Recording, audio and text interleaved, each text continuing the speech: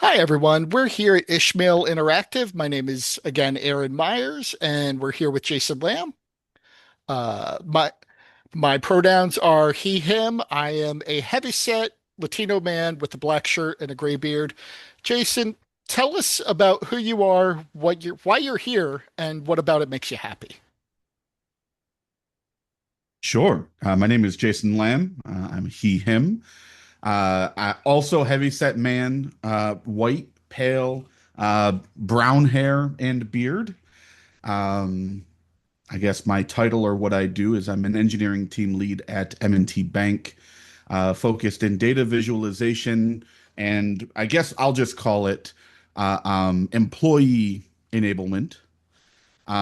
And what about it makes me happy? I think there's a lot of things about my job that I really enjoy. But I think the biggest thing and probably the primary thing that we're talking about today is people. My team, I love that for the last four-ish years, I've had the opportunity to build a team, create the culture within the team, um, help young fresh college graduates kind of grow into roles that maybe they felt were too big for them. Um, and probably most importantly, like get to see the impact. I feel like that was something I struggled with a lot early on was, um, right, like I work at a, top 15, 20 sized bank in the United States. How can I do something other than just be a cog in the machine, right? And I think Yeah, that um, being able to kind of help grow people and give myself purpose that way is probably the biggest reason that I love what I do. that is really interesting, and I want to really hit home at this and where it counts for our audience. When you say cog in the machine, the great thing about cogs is you can put a value on them. They are exactly this much value to the Yes. process. And you work in a very technical and disciplined field, banking. People think it's a unemotional mega institution, and they wouldn't have a Mhm. role that puts a value on humans as more than cogs unless it made business sense. So how do you place a value on that stuff? How do you at least value it in a way that lets you do enough to prioritize it and say this is true purpose? I think there's a couple things. I think the first thing is, especially in technology, um, especially in the area in technology that I'm in, my boss, the director of platform engineering and operations, has made it very clear, especially to his managers, that it's not process or it's not automation or it's not outsourcing work or something that is going to revolutionize the bank and how we work. It's going to be those people that work at the bank that have a genuine interest in the betterment of the company because they are actually employees of the company, right? They're not contractors and stuff like that. So I think that there's a couple pieces of it. I think that from my side, how do I put value on it? I just try to be a person first, right? Like that. Sometimes you have to wear your boss cap. Sometimes you have to wear, the hat for the job, and it's not good times. But as much as I can, I try to be a person. I try to be understanding. What is it? Occam's razor, right? Like try to give people the benefit of the doubt. Um, and sometimes that might seem like you're kind of getting rolled over because you're just kind of accepting things.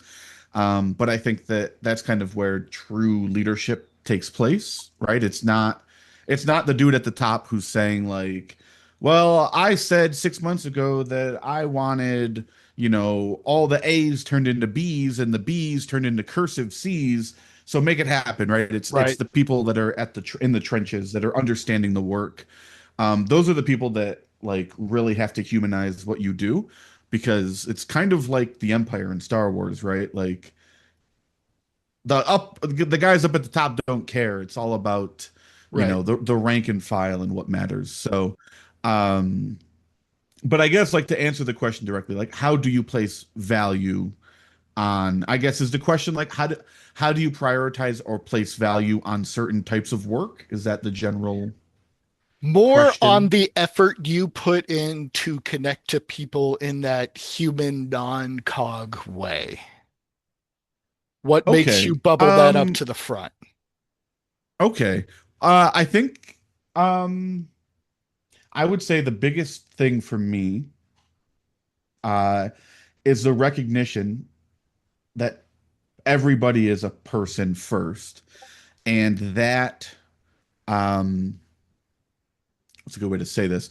So if you can connect with somebody as a person, whatever work you need to have done by them, with them, for them, whatever, I think they're just going to be a lot more understanding, Okay. right? Like if you treat them like you're a robot or they're a robot, like it's a service, you start kind of setting these expectations for each other. But if you're just willing to kind of be yourself, be, not, maybe a better way to put it is, if you're not willing to kind of be a fake person in the sense of uh like corporate, uh um well, my boss said I have to do this, so I'm just going to echo the statement. But if you actually try to understand and decompose these problems, um, I think that it is, I mean, I guess just to put it plainly, it's the most efficient way to get things done, right? Okay. Like you can Yeah. either bang your head against the wall, right? Swim against the river,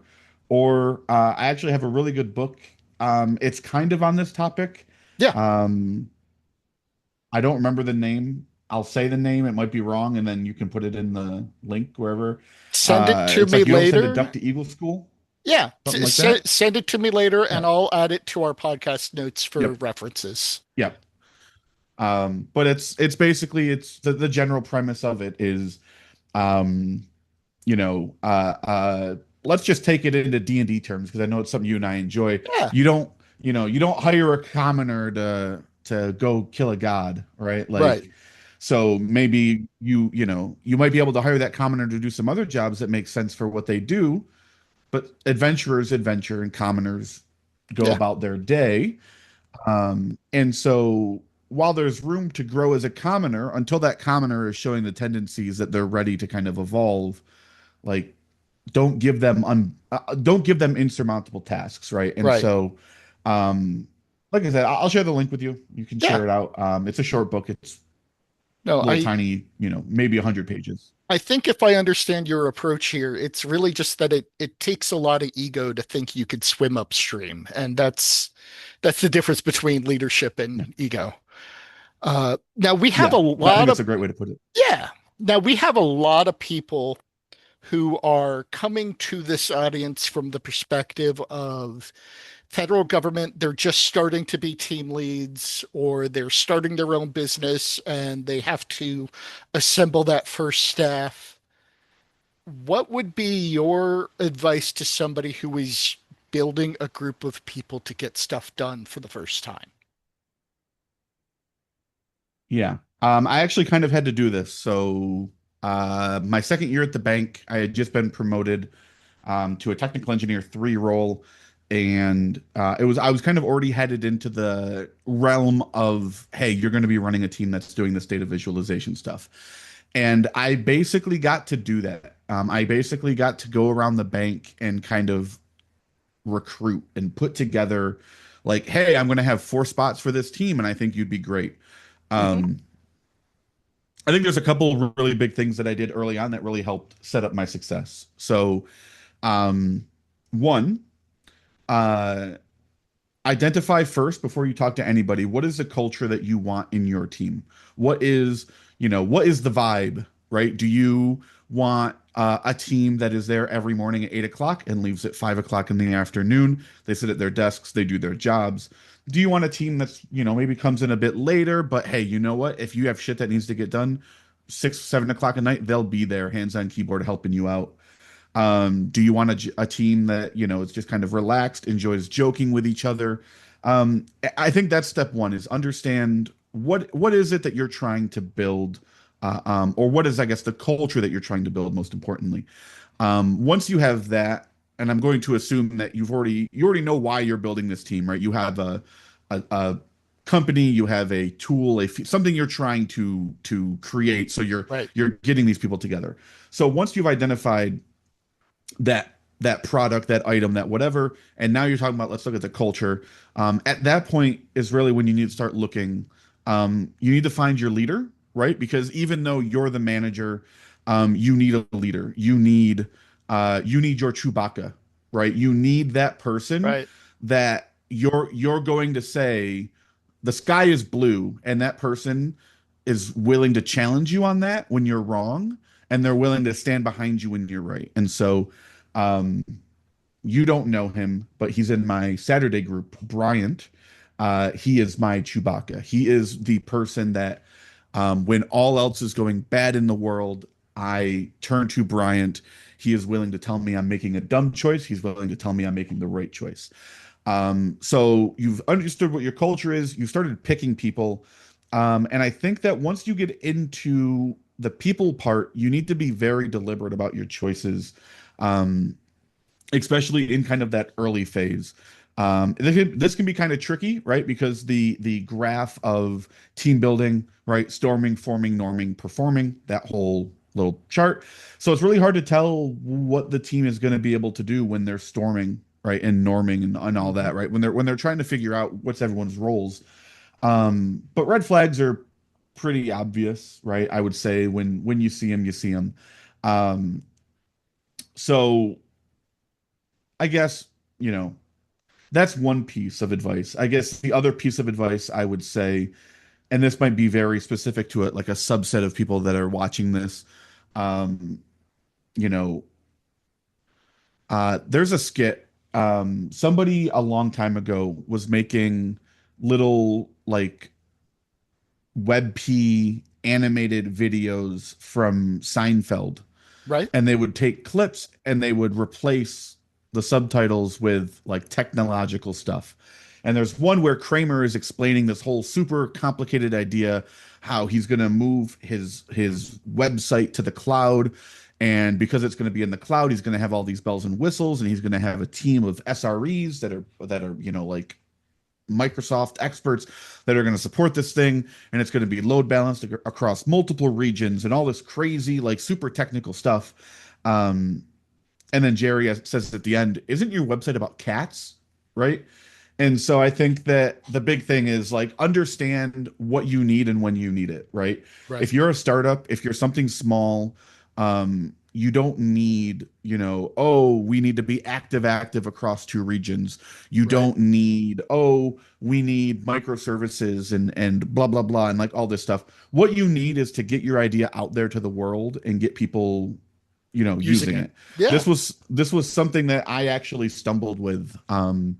The one of the things that we do, enablement of employees, we built a portal inside the bank, and the idea of that portal is to take, um, hey, you have an old application, it's running Windows 95, and we need to get you to run in Windows, 22 or whatever. Hmm. Um, how do we get you there in a workflow that makes sense and all the right people are engaged? And so my team went and built this. Um, and to speak plainly, we kind of flopped on it in a couple places because we were so worried about the big picture that features that should have taken us a week or 2 weeks to push out the door ended up taking us like a month plus. And it's just because we were letting perfect be the enemy of good, right? Gotcha. Yeah, that makes a lot of And sense. and that's probably the summarized like third or fourth point, whatever I'm on at this point. Like, right, like what piece of advice? Don't let perfect be the enemy of good. Right. Um, get your win out, get people seeing it. Um, don't live in a place where you fear, well, if something's wrong with this, right? Like, oh no. Now, I've asked you a few things, and you've given me some answers that sort of go down plan into other things that I had planned, but I would still like to cover them in Of isolation to course. make sure I have each thought.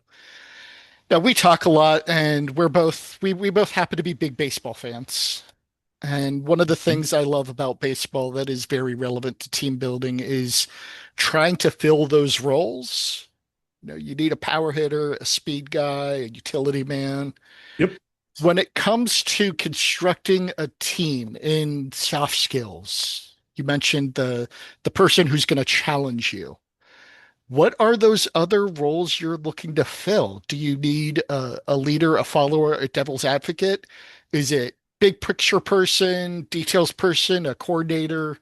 What's your breakdown of those people that you want to make sure are in your dugout? Yeah. So I think that there were two ways that I kind of took this question when I heard it, right? So there's the one side which is like who do you need? But then there's also the other side of this, right? Like who do you need to be, right? True. Because I can't always be the manager. Sometimes I have to be, I have to be the devil's advocate. So Right. I guess what I would say is in general, the main roles that I look for in my team, there's actually a couple different ways to decompose this. So I'll decompose it in the way that I've kind of learned in my last five Hmm. years. So the highest level of decomposure is a disc assessment, right? So it's a circle, DISC. Um, Top left is D. Those are your like more dominant people. The way that I guess the way I likened the disc assessment, or it was likened to me, was imagine that there's a fire in another room. What is each person going to say? So the D, the dominant, is going to say, "There's a fire in that room. We need to get out of the building." Like I'm Right. just like no questions, no nothing, right? I is going to be just kind of like, hey guys, so there's a fire over there, and I know fires are really kind of dangerous. And so like I don't know what you guys are thinking, but in my opinion, we should probably try to get out, right? They're going to talk a lot. They're not going to say we are doing this. They're going to say what do you guys think, right? Like I have an opinion, but you guys have an opinion. S, I always joke about S. S is the quiet kid version of that. So the S is not going to say anything. The S is probably already left, or the S is like sitting there like, wow, you guys are all idiots. Like, why are we sitting here even talking about this? Right. And then the C is the one who's like touching the door, saying like, yeah, we have about 8 minutes before the fire burns through, so we need to make a choice.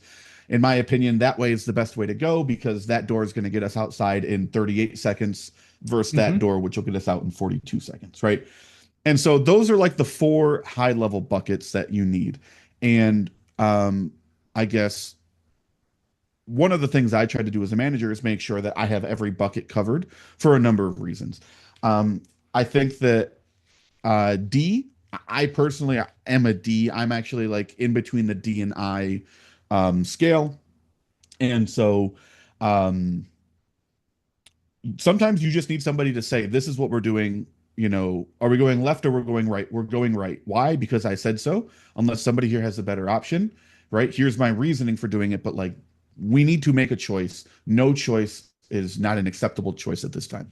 So, Um, peek behind the so curtain. Disc is incredibly popular in yeah. government. And my own Okay. designation, Okay. my area in the pie chart is basically the D Yep. slice. I have almost nothing of Yep. anywhere else. Yep. Yep. The first time I took it before I became a manager, I was very DC oriented. Hmm. Because I was very much I'm going to do the thing and I know how to do the thing very well, so I'm just going to do it. And then once I became a manager and my job became more about connecting with people, it moved up and now it's like 11 o'clock if you look at the Okay. clock. Yeah. It's D, but it's like up at A, yeah, or up at I. Right. So yeah, so I mean that's my first part of differentiation though, is I try to make sure that I want a diverse group of people. I don't want everybody in a room that's just going to be D's yelling at each other. This is what we got to do. We got to do this, do this. Um, I always want to make sure I have S's and C's. Those are the big things for me. Hmm. I is okay. I feel like I's are more cheerleaders than anything. They're nice to have. They keep the tempo up, You right? need When those. shit kind of hits the fan. Exactly. Yeah. Um, but in terms of actually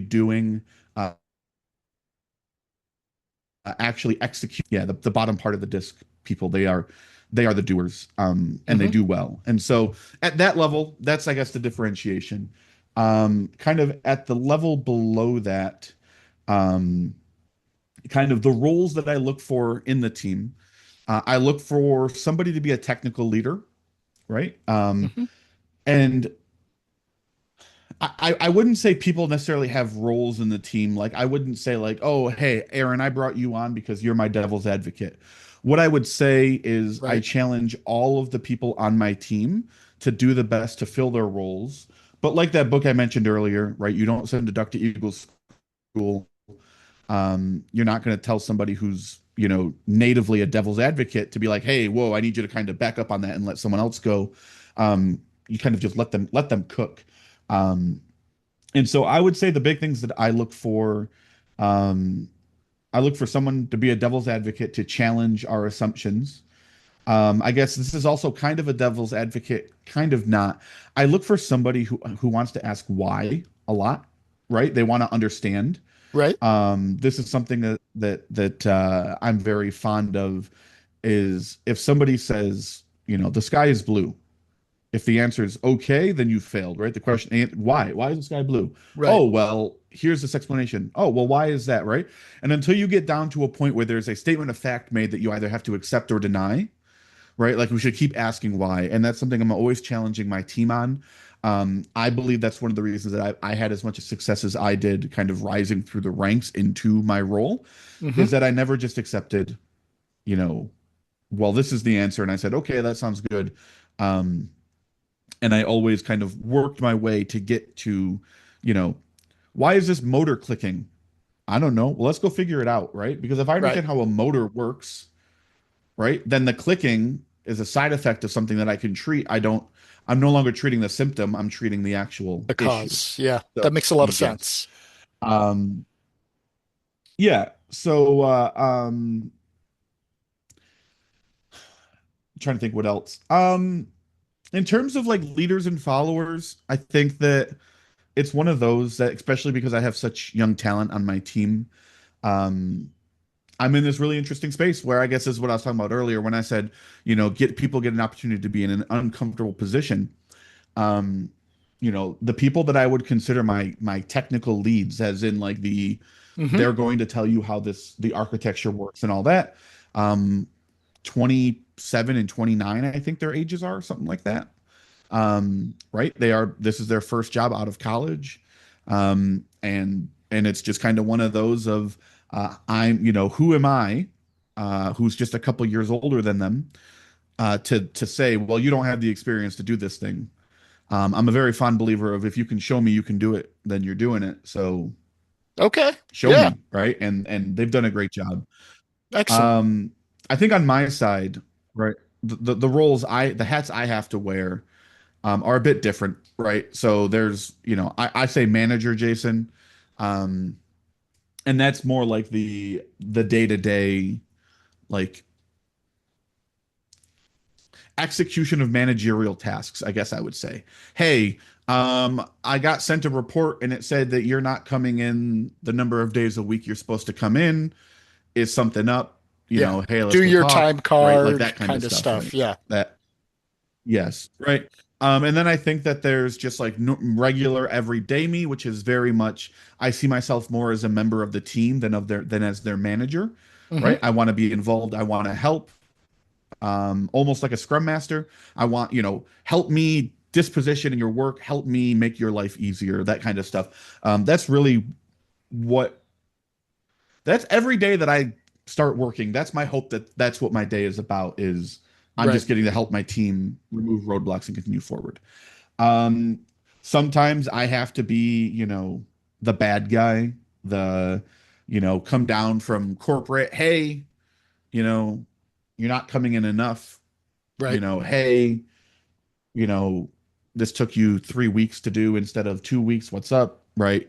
Um, but I think what really helps with that is because I'm so human with them, because I'm so maybe a better way to say this, or kind of a statement from earlier that I didn't say. I think that true power comes from the ability to be vulnerable, and that's one of the first things I did with my team was like, Hmm. I'm not Superman. I'm not going to be able to fix all your issues. I'm here to help. I love you guys. You're great, right? But I'm not going to know every answer. I'm going to have bad days just like you guys are. And as long as we all recognize this, right? Like we're gonna have a good time. think it And I shows a think lot of that trust. Yeah. yeah, I think that's huge. And I think that um yeah, I think that that's actually like the maybe that's what this should be, Aaron, is just I say 80,000 words and then you say like a sentence that that is it, you know? Because yeah, I think that's exactly what it is. I Yeah. think that it's a lot of there's a lot of trust that goes on in my team. Hmm. Trust from my side that my team will execute, and trust from my team that as long as that they are executing and right like doing their job, I suppose that I'm there to protect them, to help them grow, to help them blossom. Hmm. So, we have covered a lot. I want to wrap up on just a few things. My Mhm. next question would be, we have a lot of people who are going to have to do this work. Maybe not as the entirety of their job, but they're going to have to play in team building. Happens in a lot of places. How does somebody get Mhm. smart and build the skill? What does team building school look like to you? All right. So, I'll be honest, I don't know if I would recommend the Jason Lamb School of Learning How to Lead. Let's see. How did I learn how to lead? So, let's see. Um, Gosh, about what year is it? 2024? About 12 years ago now. Um, 2025. I was working 2025. Oh, baby. 12, 13 years ago, somewhere in Yeah. there.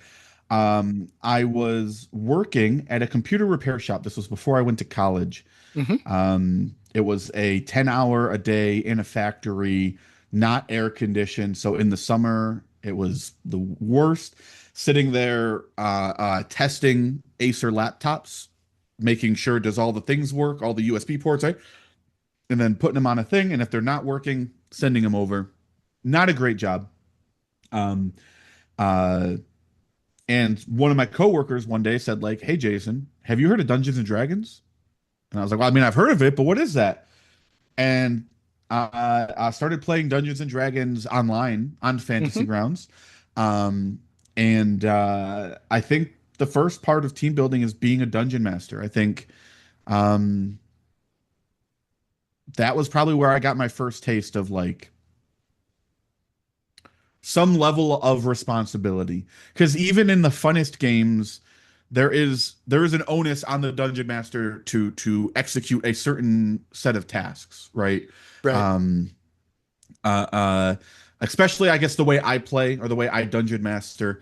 Um, uh, uh, I don't want to say it's authoritarian, but it is a lot more structured in the things that I want to do. Hmm. And when I started, I failed a lot, a lot. I don't know if Aaron, if you saw that the screenshot I have saved still of that guy who messaged me, Yes. right? Yes, I've seen it. But he was not wrong in some of the things that he said. But that was me 12 years ago or whatever.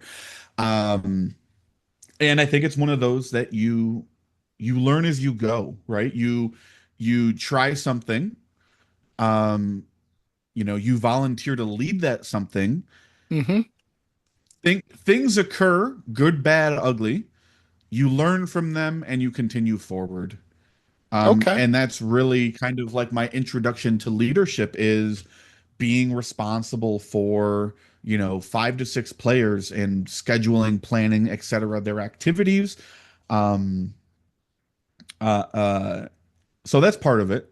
Yeah. The other part of it, I have not played in a long time, but I used to be an avid Arma player. Arma is the most realistic. I'm doing air quotes. I'll move my hand up. The most realistic army shooter that's out there. Hmm. Um, and so I used to play it, and people. It's called Milsim, and it's not yes sir, no sir army stuff, but it is, hey, we are a 6-man squad operating behind enemy lines, and like we do need to be able to communicate and all that. And I just kind of naturally gravitated in those roles Okay. to the guy who was willing to talk. If you've not figured that out yet, Aaron, I am the guy who's always willing to talk. Um, and so I think that having, at one point I ran a group of like 30 to 40 people, Hmm. right? And so I had a small community that every week was showing up to play this game for 4 to 5 hours on a Sunday. And it was up to me to figure out, like, okay, well, this is the mission, and this is how we're going to execute the mission. And I need to do this in a way that everyone who shows up is going to be engaged. Because in reality, that's what all this is about, right? You show up to play and have fun. So if you're not going to show up if you're not having fun. Right. And so that was something that I real quick learned a couple lessons. The biggest lesson is you can't make everybody happy always. And I True. think that's probably the biggest thing that every manager should hear is you can't make everyone happy always. And you'll have to make a choice at some point. Do I make my team happy or do I make my manager happy? And you kind of have to weigh your options at the time. Right. My manager wants this thing done in 2 weeks. My team is telling me it's going to take a month. Like, where is the disconnect, right? Like, can Right. we get this done faster? Can I temper expectations with my manager? Stuff like that. Um, yeah, and then once I got into the real world and started, working, I found I had a passion for teaching people stuff. The first time I went to college, I was actually going to be a history major, and I wanted to Right. be a history I teacher. could see that. Uh, and then I found out how much teachers make, and I I said, I'm could going to see go that into too. technology. I'm going to go into technology, I think. Right. Right. So attempt number two, I went back to college, knocked it out of the park, came to M&T, and I- honestly, I think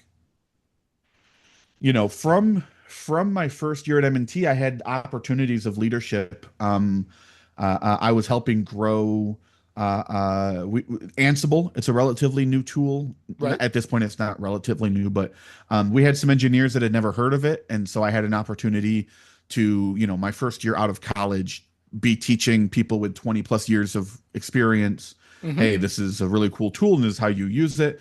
And I found that I really enjoyed that. And that's kind of grown to now, 2025. My team is actually in the middle of, I think we just finished week 4 or week 3 of training. Every other week, we run a training for a part of the bank to help people learn and grow .NET. Okay. So it's kind of one of those things, like, I'm very passionate about learning. Um, Teaching is my learning style, if that makes sense, Yes. Yes. right? Like, I don't really feel like I understand something until I've taught it to somebody. So, in Um, that same way we've been echoing back and forth, it's mhm. finding a place to just do it and make mistakes. But your Yep. target, your North Star is keeping people engaged. Because if they're not engaged, they can't be a team. Ex- exactly. Okay, Exactly. excellent.